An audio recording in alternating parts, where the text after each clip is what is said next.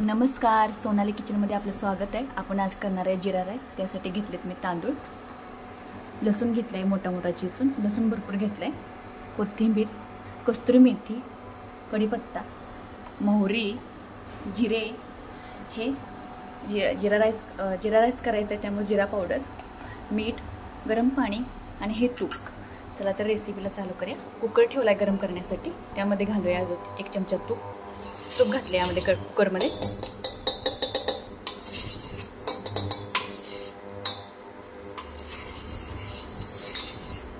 आणि थोडंसं तेल।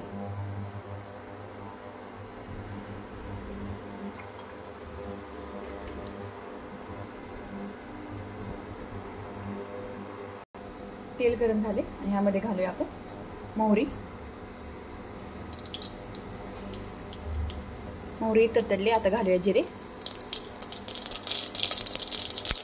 कढीपत्ता आणि लसूण। हे घेऊया चांगलं भाजून पहिला।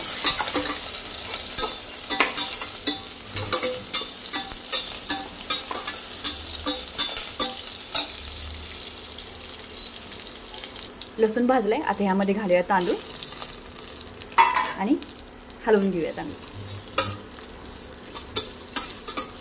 आता यामध्ये घालूया गरम केलेलं पाणी, कस्तुरी मेथी, कोथिंबीर। हे हलवून घेऊया पहिला। आता घालूया यामध्ये मीठ,